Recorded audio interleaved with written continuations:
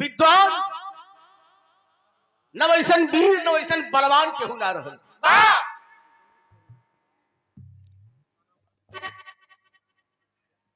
और महाभारत के ठीक 10वें रोज के बाद युद्ध मंडल पूरा वीरन के लाश से पटल बा। चारों तरफ लाश पर लाश। और उसी युद्ध मैदान में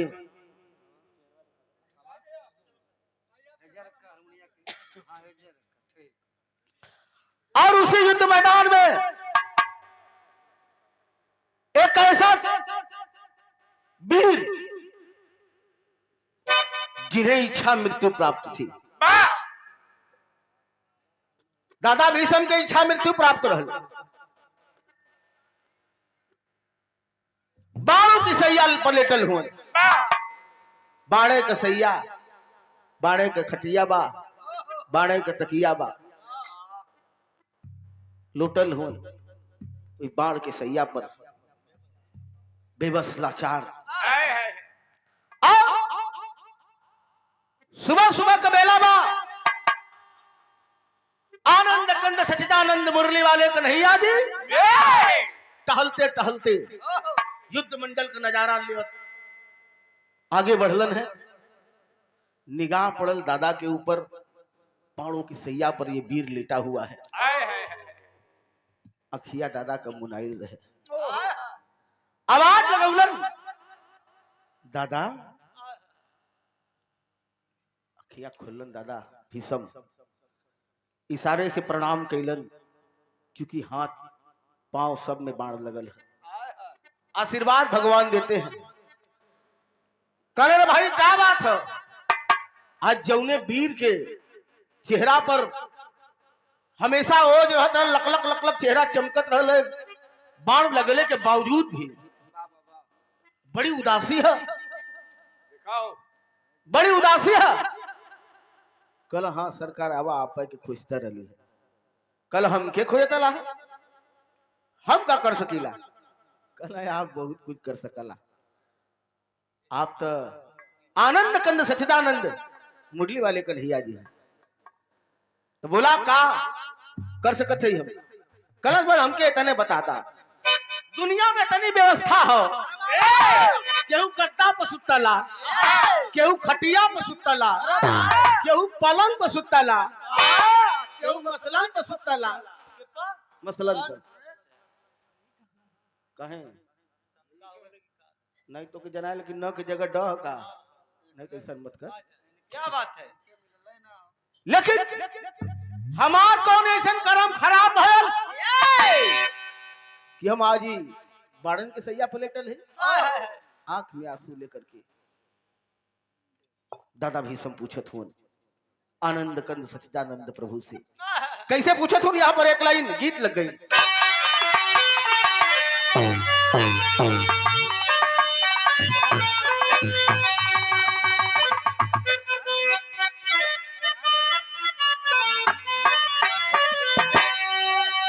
गीत है बकीत ने करी। कोनो प्रेमी प्रेमिका का बात है। प्यार में अक्सर धोखा मिलला भैया। लिट्टी पर चोखा लिट्टी पर चोखा मिलला ना, ठीक कइला। बुखार भी कब तक हुआ लोगन? लिट्टिया का जला बाटी। अच्छा गड़िया फाटी।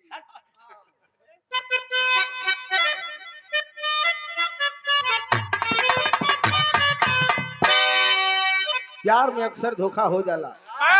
एक धोखा खाया हुआ आशिक बोल रहा है क्या कि इतने करीब, अरे इतने करीब आके दगा दे गई मुझे।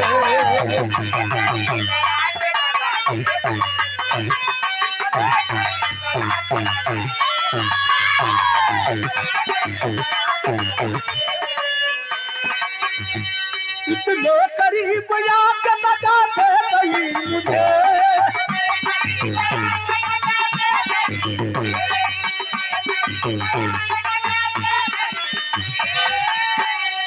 और इतने गई मुझे। आशिक कहला कि मैं बुझ रहा हया के हवा के गई। तनी सा समझ पौली उतने में फरार हो गई। कजनी कहाँ गई, भटमिला गई कि मऊ गई, कजनो गोरखपुर धैले लस। इ तो ताज वाला की महान गलगाना के अंदर दादा भी सब सवाल कर रहे हैं मुरली वाले कन्हैया जी से। छलनी किया पवन को मेरे पार।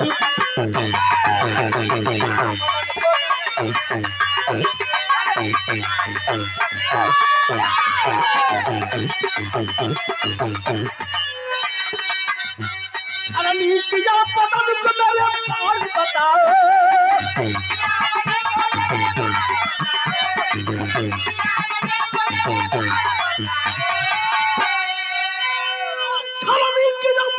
को मेरे पार बताओ। किस पाप की है ये पाप बताओ।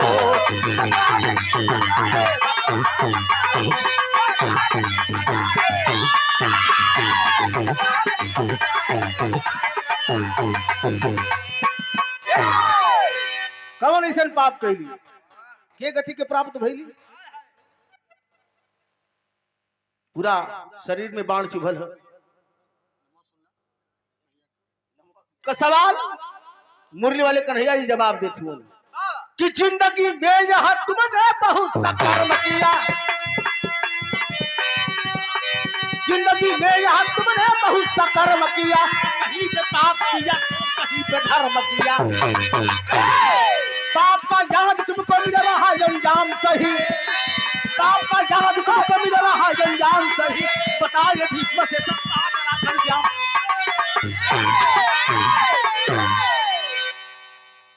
इस संसार सागर है। यहाँ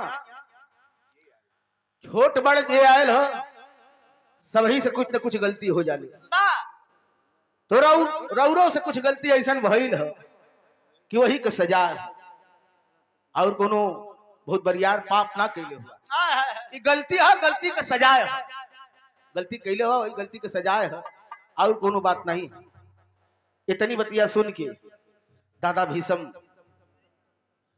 मौन हो गेलन, एकदम चुपचाप मौन धारण कर लेलन। मुरली वाले कन्हैया जी कहलन कि कहो दादा चुपाए काहे गिला? कहना बस इतने सुनल चाहतली है, लेकिन एक बात और पूछल चाहब। लेकिन यहाँ पर मुरली वाले कन्हैया जी भेद बतावत हो। यहाँ पर तर्ज बदल गए।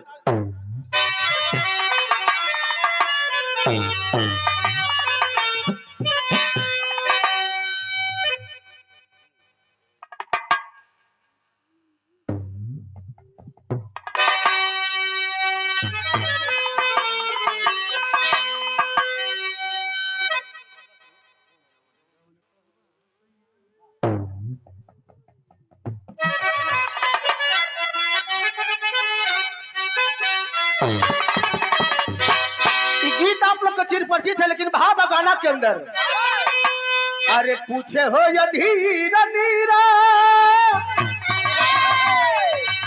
दादा पूछा थुअन अरे पूछे हो या धीर नीरा।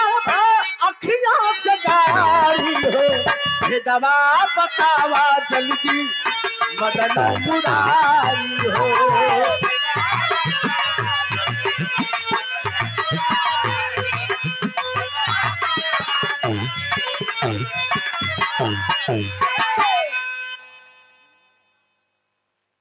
कहलो बस इतने बता देता।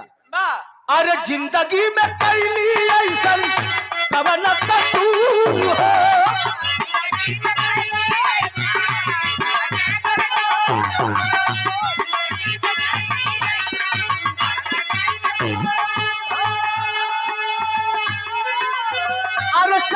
बदन में बाल भला हजूर हो।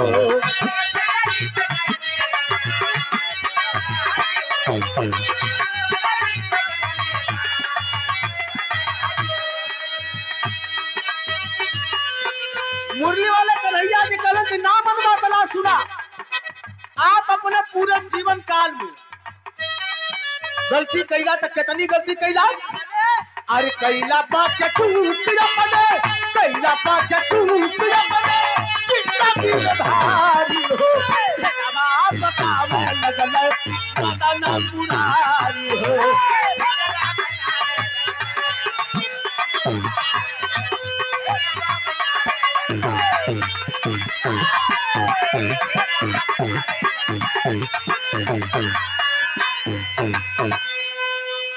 कहला आप अपने पूरे जीवन काल में 5 गलती ऐसा कैले हुआ, वही 5 गलती के सजाए हम कि बाणन के सैया मिलल। आए है इतनी बतिया सुन के दादा भीष्म की आंख से आंसू झरे लगल। कल 5 गलती कब कब कहां कहां कैले इतनी हो के बता देता लगल नाथ, तो बड़ा रहब हो, बड़ी दया हमारे ऊपर हो। कहला ना मनबा सुनबे करबा, कहला बिल्कुल सरकार, आप तो त्रिकालदर्शी हैं, पल पल की खबर जानते हैं, तनी बता देता कि कौन 5 गलतियां कौन कहां कहां कब कब कौन कौन गलती कहां कैली है। कहला तब सुना टेरी भाव लगल।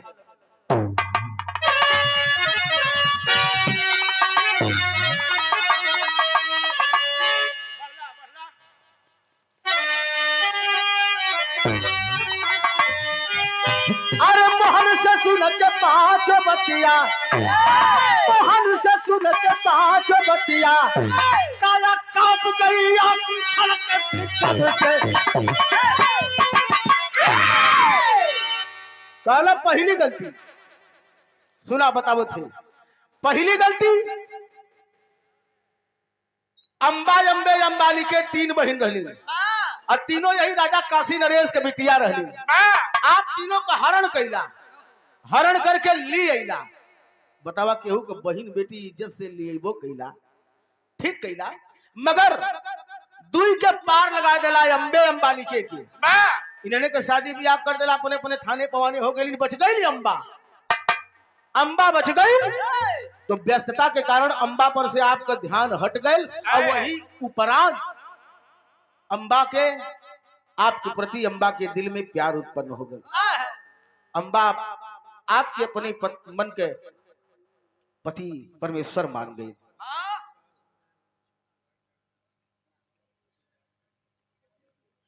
सादर दोस्त के जब आपसे प्यार हो गए और दिन भी नजदीक आए, जब अंबा के आप शादी ब्याह का प्रस्ताव रखला तो अंबा कलश के हमके दूसरे के करे डारी लगई बा।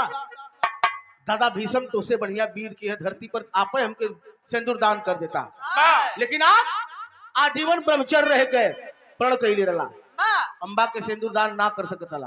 अंबा जिद कर गई, आखिरी जिद कर गई, इतना क्रोध में भैला विद्वान होके बलवान होकर के बाहर मानसिक स्थिति खराब हो गई, वो अबला के ऊपर थप्पड़ उगा दिला मारे बदे, थप्पड़ उगा दिला मारे बदे। आखिरकार अपन अपमान बर्दाश्त नहीं कैलस, अपमान बर्दाश्त न करके गई, सती प्रथा का जमाना रहल, चिता लगा करके तोहरे नाम पर कुंवारी सती हो गई। पहली गलती।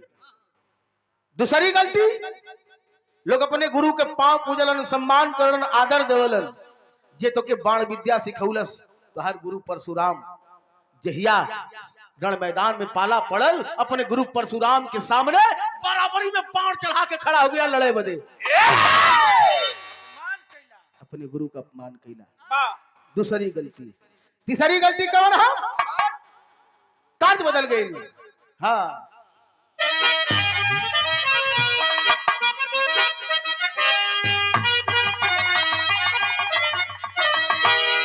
यानी पर्दा लगा ले बच्चे, वजह से पर्दा लगा के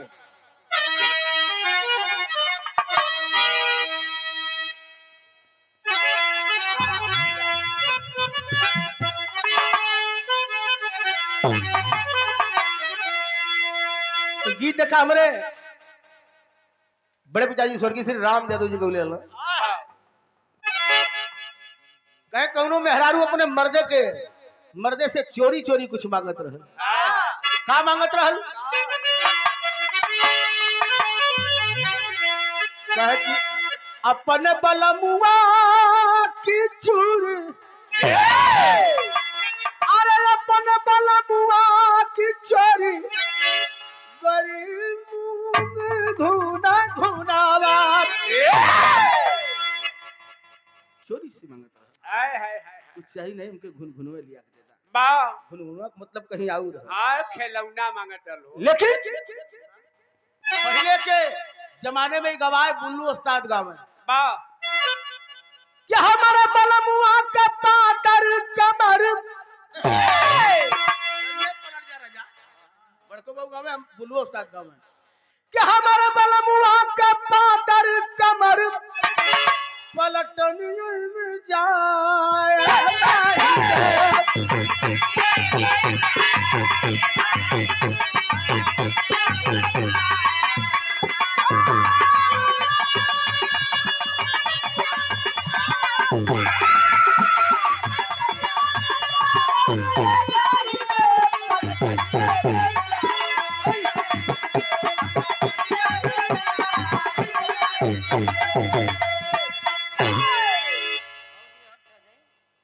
ले ला भाई तलिट चोखा खियाइबा,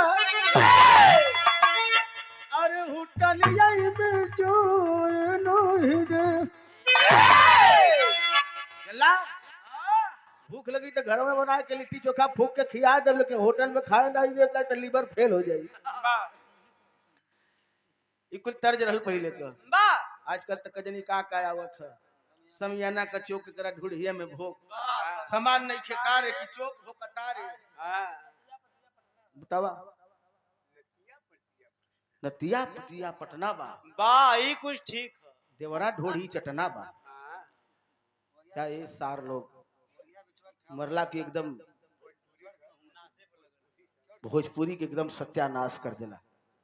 अरे ये तो ठीक है कुछ एक मिला गौले रहल, एक बार सुनने रहली, अब कम्मा दिन बचल उ गौले रहल कि चढ़ के हुमूच जब सामान तो फट गई। ई तो एकदम हिट हो गई। पूरा हिट कर हमके देखा एकदम एकर कम से कम कुछ न 62 लाख फॉलोअर हुई हम। लेकिन ये कुल गीत देखा जब गई बा तब अमर हो, बा गायो वाला भी अमर हो गए, गीतियो अमर हो। हाय हाय ये तो तार दे लेकिन बाहर गल गाना के अंदर।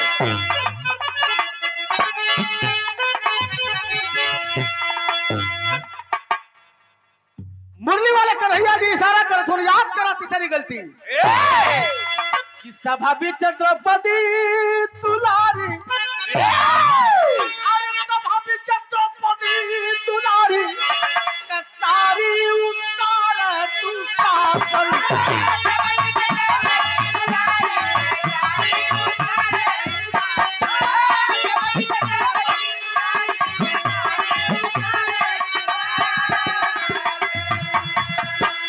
कहे करे बन के रहत गईला मौन तू साधी, अब बिगड़ल करना होई गईला पराधी।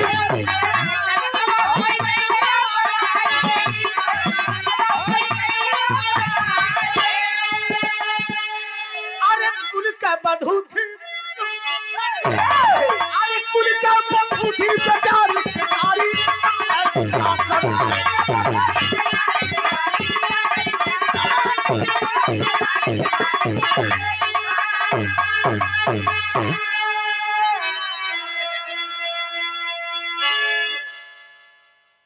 तीसरी गलती दुशासन द्रौपदी का बाल पकड़ करके खींचता हुआ लाया और पूरी भरी महफिल में सबके सामने नंगा करे लगल।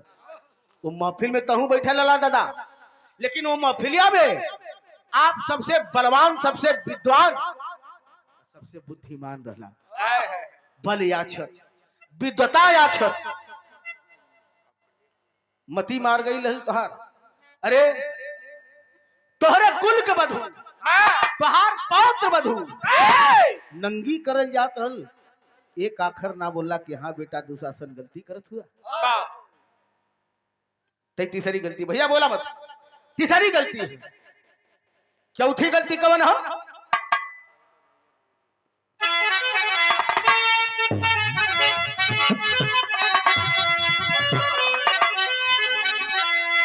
कौनो ननद अपने भौजाई से ए, शोर से लगावत है गौना के दिन ओकर निचकिचायल है कलश की भौजी हो ए, भैया से कदा कुछो दीहन चाहे ना दीहन हाँ, लेकिन हमके जौन है दो चीज दीहन जरूर का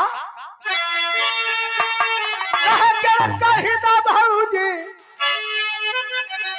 भैया जी से दे देते गवाना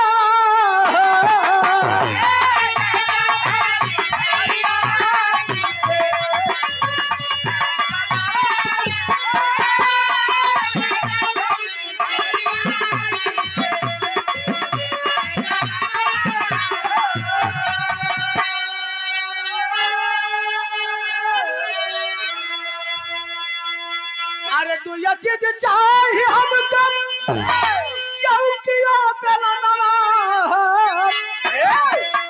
भैया कलश की तब किस्म किस्म के सामान है आइटम है वॉशिंग मशीन है फ्रिज है हीरो होंडा कूलर है एसी है ये सब लेला कि चौका पर बेलना लेके का करबू कलश तनी सुन त बतिया आगे का होयो कर कहे कर लुइया काटत काटहिला लुइया काटत काटहिला बेलत के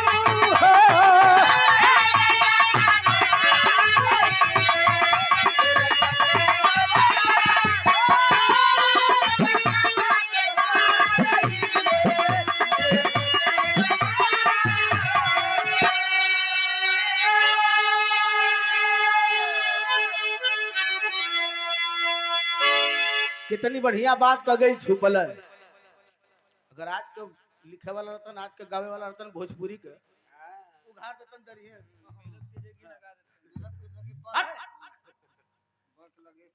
ई त तार है लेकिन बहाल गलगाना के अंदर कहन दादा चौथी गलती याद करा कहे के लाख छात्र हम बनवले जब की और लाख छात्र हम बनवले जब की कौरव अत्याचारिया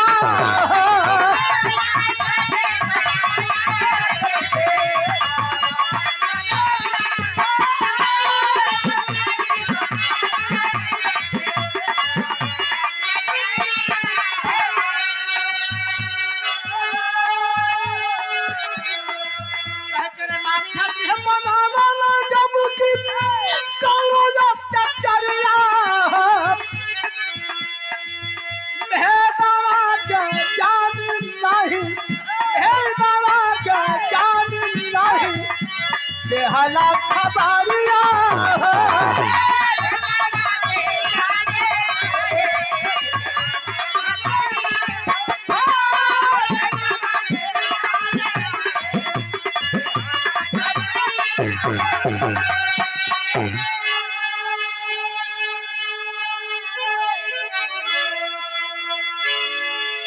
लाक्षागिरी बनावल हल पांडवन के मारे बदे पांडव जइहन चैन कनीन सुतिहन खा पी के जरा देवन जी सारा महाभारत वही खत्म आपके सारा भेद मालूम रहल अरे वो तो तुहार कुल खानदाने रहला तुहार ब्लडा रहला एक आखर ना कहला कि हाँ बेटा वहां मत जाया वहां खतरा एक आखर पांडवन के आगा ना कैला अरे वो कुल तो तुहार खूने रहलन ब्लडा तनी सा ख्याल के लिए होता दादा आप कितना कैले से भयल का कह करे पाप के सगारवा में हम करना मरिया तू बहुत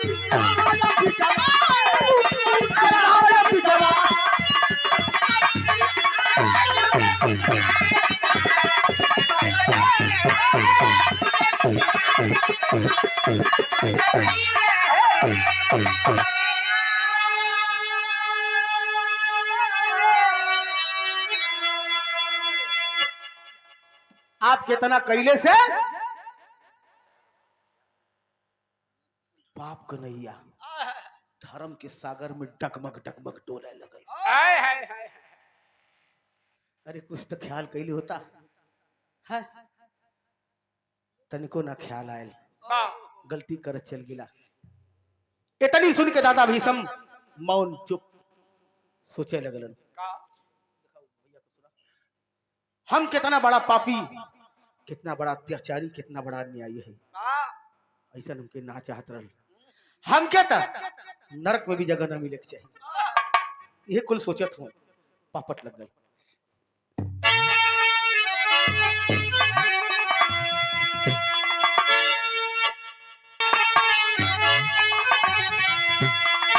कहा केरा चूहा बन के, केरा चूहा बन के, पान जिगर में तनावा बनावा सीने में, अपर से भी सब दादा कन्या नवा बनावा सीने में।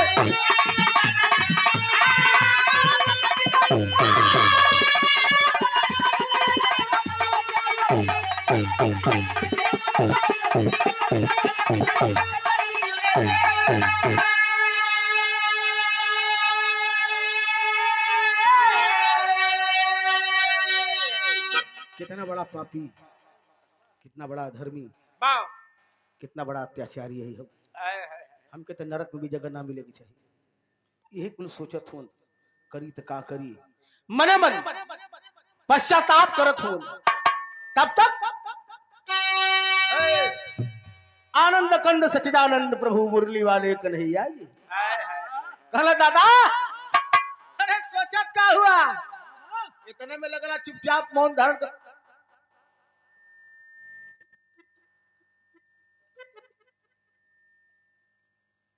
लगला मौन धारण करके सोचा, अरे का बेफया के बात सोचत हुआ, अभी तो चारे ठे बतौले है, ये तो कुछो नहीं, जौन बतावे चले थी है मेन, एकरे आगे ये कुछ ना।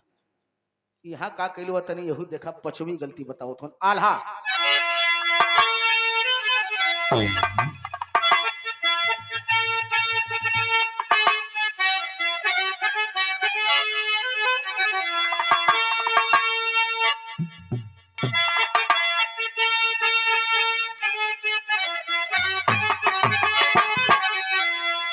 कह कर पछवी चूक कभी सबसे बात ताया दुराई भैया।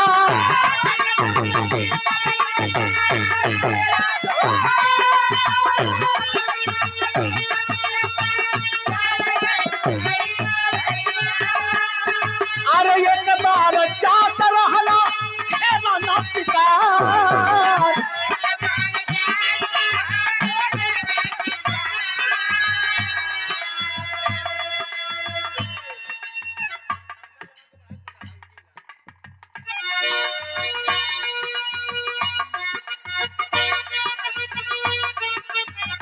वाला ख्याल करा। और पछमी चूक कभी सबसे ताया दुराई भैया।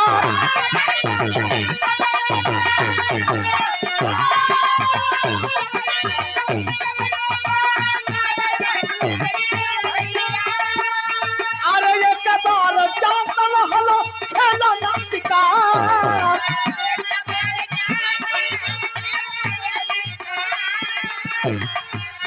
अरे हम हवा में जाई करके तीरा जाता नहीं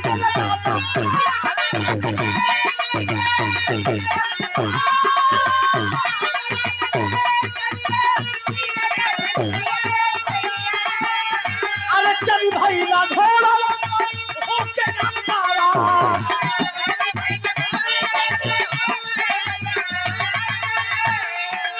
अरे खोजा तब शिकार भाई ना, खोजा तब शिकार भाई ना, बोला कहता हर चले दादा।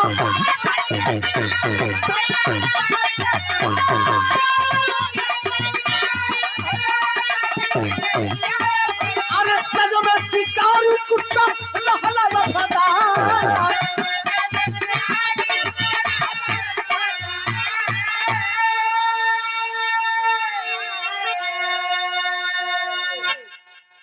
करा ये पश्चिमी गलती है, बच्ची टूक टाक बीच में नहीं। कल सुना एक बार शिकार खेले के मन बहल कहा बा बड़ा दिन से अस्त्र शस्त्र रखल रहल, मन बड़ा व्याकुल रहल। चली शिकार कैले आई, सारथी के तैयार कैला, सारथी रथ घोड़ा तैयार कैलस। जैसे ही रथ पर दहिना कदम आगे बढ़ौला, तब तक बाया पैर में आकर के आपे के हाथ का पालन दियावल एक छोटा सा स्वान रहल। स्वान मने जाना ना, स्वान मने सुअर होला। कौन स्कूल में पढ़ले हुए रे? कुत्ता हो गया, बा ठेठ में कहबा कुकुर। आदमी कहलन करे कुकुरे हुए का, वो है बात है। आपे का हाथे का पालन दिया और छोटा सा कुत्ता का बच्चा रहल।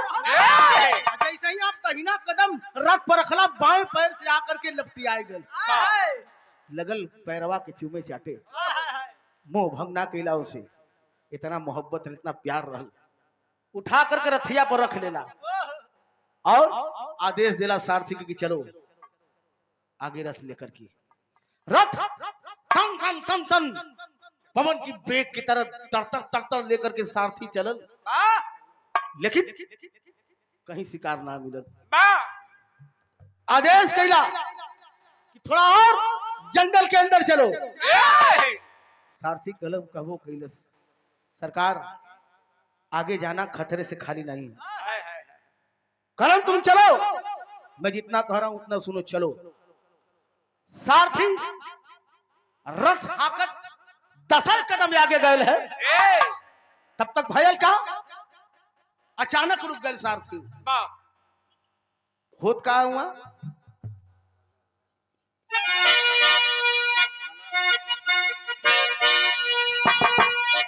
अरे तब बोला ये कसे रलाई कहिले संभाल दादा।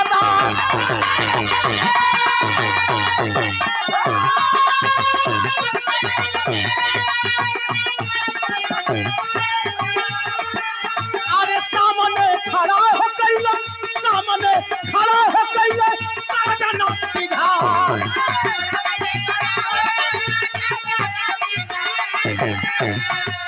अरे कुत्ता के उठा के फेंकला, तेरा बजाओ दादा।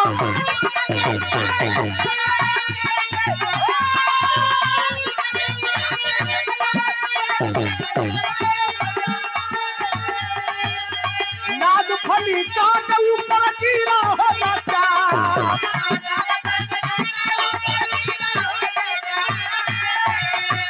अरे तड़पी तड़पी सोन, तड़पी तड़पी सोन, जहरा जमावा दे भैया।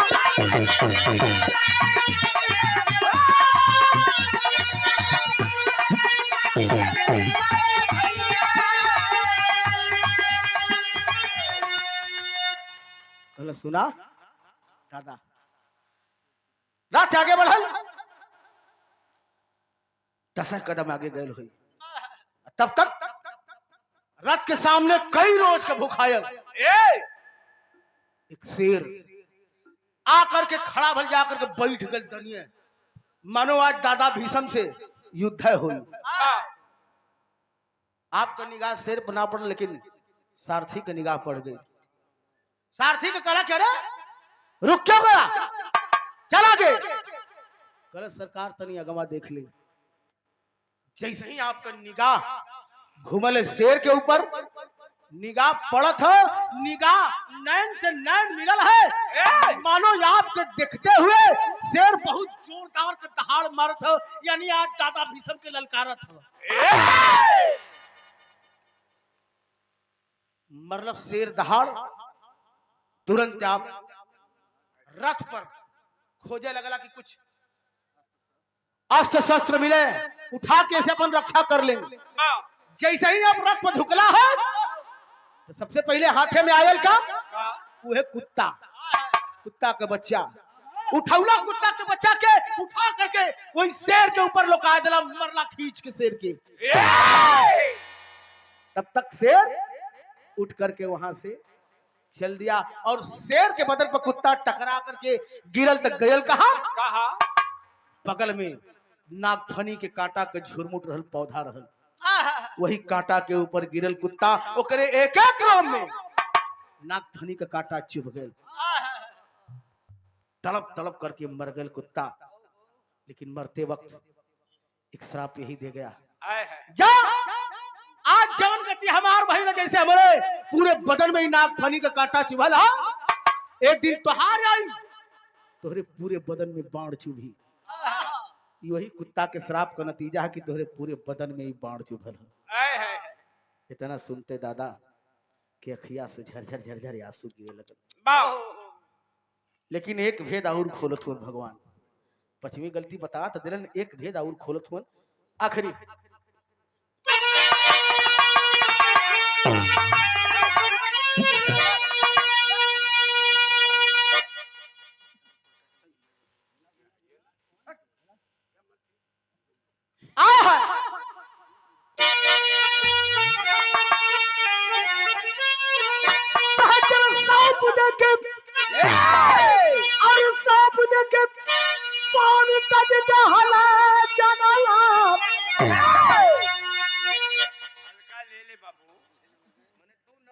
काम पड़ा था ना, काम पड़ा था। सब मान जाई लेकिन तू जिंदगी लेबा जरूर। जल्दी से ले ला हल्का, ले ले भैया, बढ़ा ले।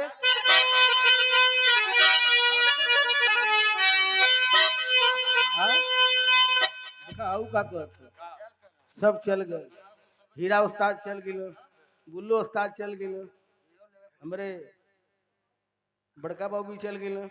वह कहते कि 10-10 रुपया दे के लोग जिंदगी ले ला, तोहरो जिंदगी ले के फेर पड़ल हूँ नहीं। अबे तो यार जवानी है मतलब, है ना। तब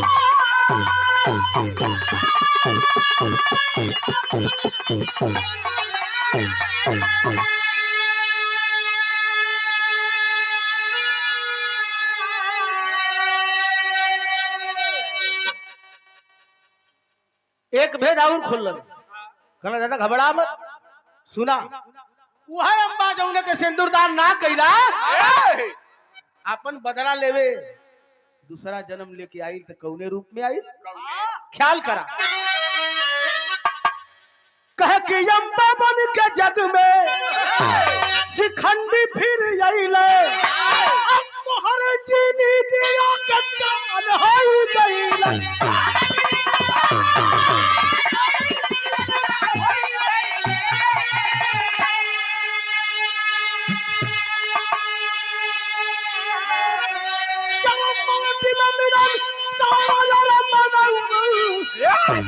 अब वही बाप से बदल गए चुभन बनल,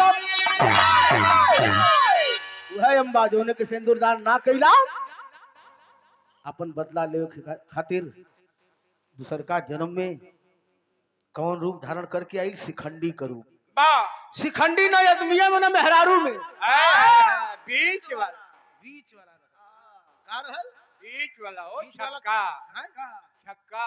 हेड भाषा में हिजड़ा काहे न कहता। अरे जौन मारा ने टनिया में छक्का। कक्का अब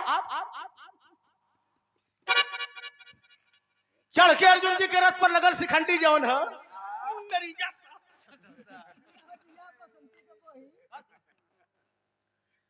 लगल हिलावे।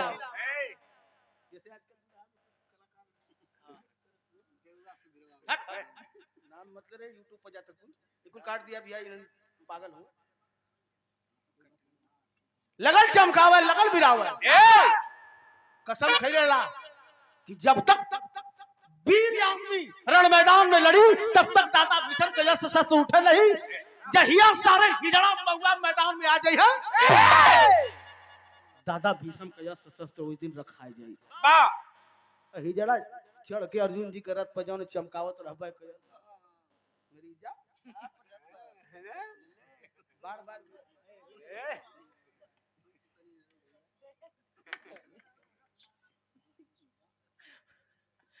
बार बार बिरावे आजीज होके अस्त्र शस्त्र रख देला। वाह अब अर्जुन जी वही शिखंडी की आड़ से तनातन बाण के बारिश कर देलन। एक गति के प्राप्त हो गइला। वाह पूरे शरीर में बाण चुभ गए। यह रहल सबसे बड़का पाप। इससे बड़ा पाप धरती पर कुछ ना कि विद्वान होकर के परवान होकर के इतनी बड़ी गलती कैला कि एक अबला के ऊपर हाथ उठौला। इतना सुनते दादा भीषम इशारे में ही प्रभु के प्रणाम कैलन और मौन धारण कर लेलन। है चुपचाप ग्लानि करत हम कितना बड़ा पापी, कितना बड़ा अन्यायी, कितना बड़ा अत्याचारी है। आखिरी परिचय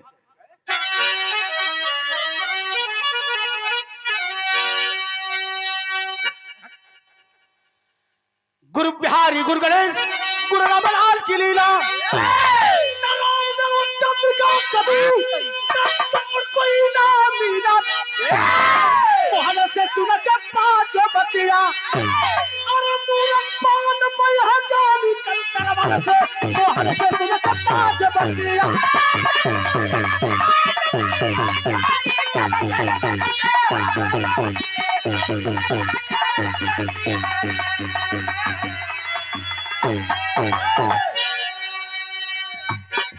मेरे देश की धरती,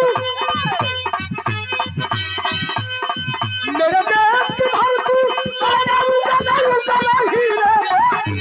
मेरे देश की धरती।